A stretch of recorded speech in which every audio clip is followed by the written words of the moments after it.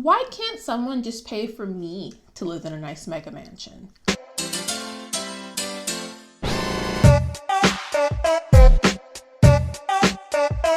Hey guys, welcome back to my channel, and if you're new here, hi, my name is Zhariya Smith and I typically make commentary videos just like this one. So if you guys happen to like that, or you just love my gorgeous face, make sure to subscribe down below and hit the notification bell to get notified every single time I post, which happens to be on Mondays and on Fridays.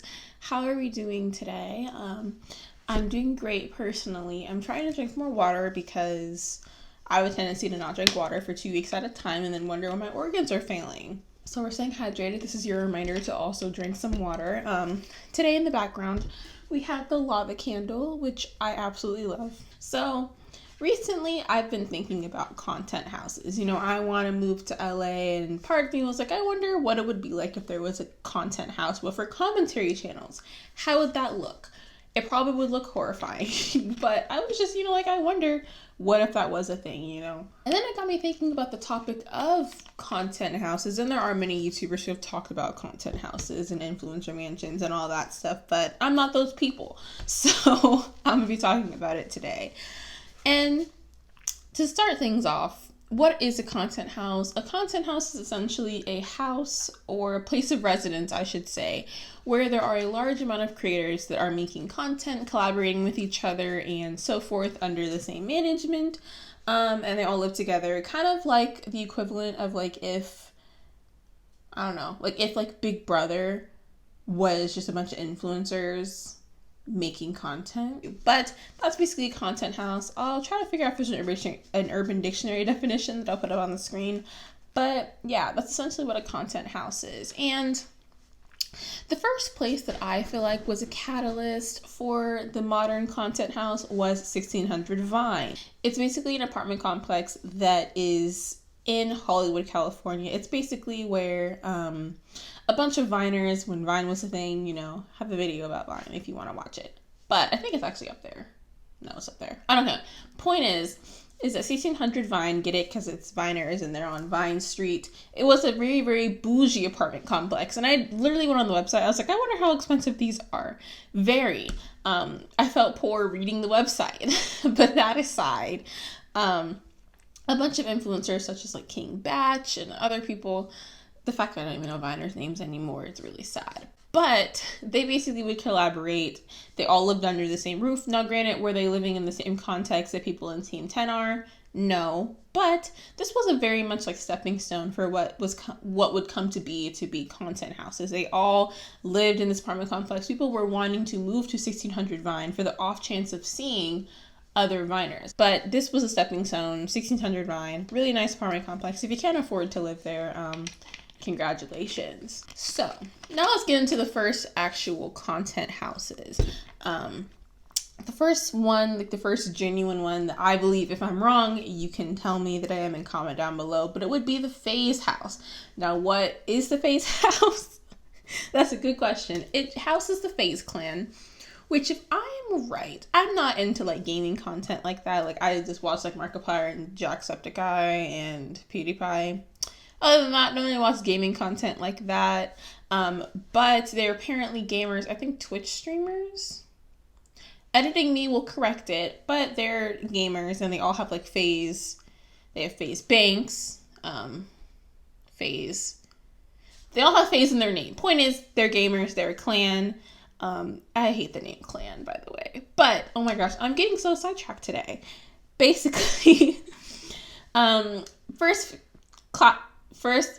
First content house would be the Faze house, and then right closely after would be Team 10. And honestly, Team 10 is pretty monumental because we learned not only that England is, in fact, a city, but also that Tessabrook has and will always have the competition shook. The competition shook.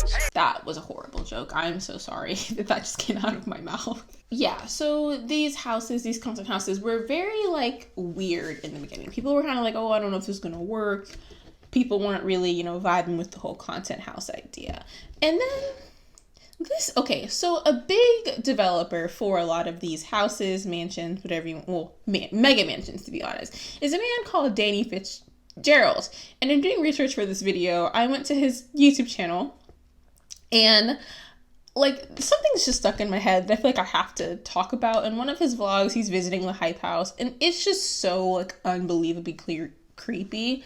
Like, I can't express to you how uncomfortable I felt watching it. But he went to one of his other properties, and there was like an Asian person. He goes up to this man and says, "I've never seen an Asian so strong." The GQ Asian invasion had taken over the neighbor of the hype house. You ever seen Asians as strong?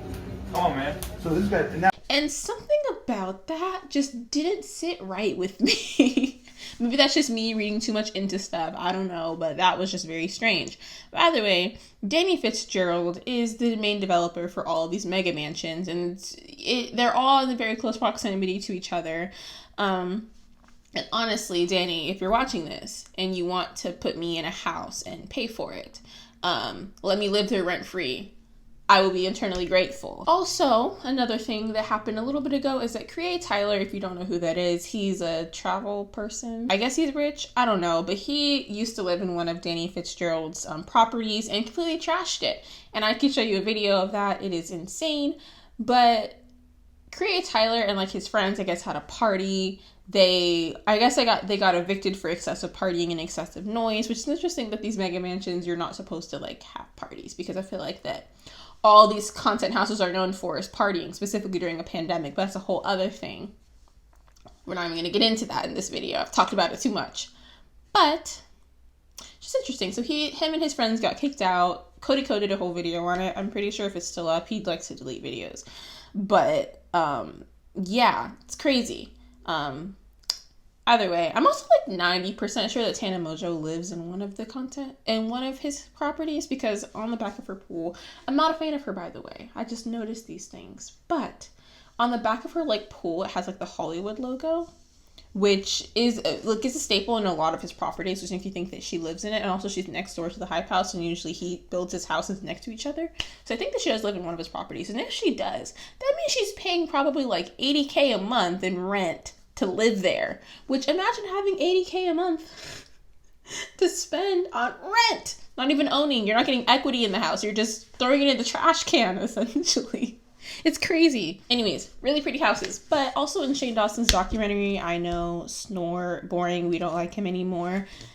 But Shane showed that a lot of these houses, I think it was in that episode, they were talking about the Clout House and the Faze house, and they literally had the exact same layout, like to the T. Like, it felt like house in a simulation. Speaking of content houses and speaking of this, why don't we read out a list of all the content houses? Now, I do not know them off the top of my head, but that's what the internet is for. And there's this website called capwig.com. I'll link it down below. I link all my sources, even though people like to say I don't research my videos. I do. That's why I have my sources. But this is the ultimate TikTok houses list on their website. And I'm just going to read you guys off a few of them. Then this is specifically TikTok houses. There are non-TikTok houses, I'm pretty sure. Like, there's gaming houses and basketball houses, but I don't really care about those. Mostly because I don't consume that content. I also don't really consume content from TikTok houses either, because I'm not on that side of TikTok.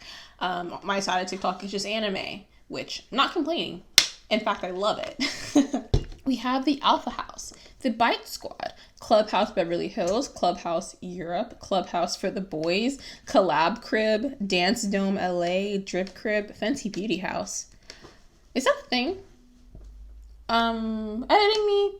Read that. French House, we have Girls in the Valley, we have Glam House, Go House, Gotham House, that's cool. Halo House, the Halfway House, isn't that a chair? Anyways, continue reading. Honey House, the house nobody asked for, the Hype House Russia, Icon House, Jet House, Kids Next Door, Nice House, Not a Content House, Pride House, Schlove House, Sway House, which is a big culprit of the partying during the pandemic thing, Top Talent House, Unexpected House, Valid Crib, Valid House, Vibe Crew, and Wave House. Now that's TikTok houses, and I feel like that's probably not even all of them. But that is insane. I didn't really not think that there were that many things. Like I did not know that's how many houses there were. I know that there's more, which is even crazy. Like, who's paying for this stuff? Well, I know who's paying for it. Investors and all that crap. But still, I'm not even gonna say that I'm jealous. I'm just dumbfounded by the whole situation. To change topics, there is no way, at least I know myself, that I could deal with the mental turmoil, also probably abuse, of being in a content house. And going back to Shane Dawson's documentary, which I know I hate talking about him at this point, but in this documentary that he made in 2018, when going into the clout house that I believe Alyssa Violet lived in, he reads off like the little things, like basically you consent to being filmed and anything that happens. Please be aware that by entering this area, you consent to being photographed, filmed, or recorded. Clout gang. And it's really scary. Like, if I were to live in a house, I like to feel safe in my house. I like to feel like that nothing bad is going to happen to me in my house. And if your house is a constant back and forth of, am I going to get pranked today? Am I going to get pushed down the stairs today? Are we going to be setting stuff on fire today?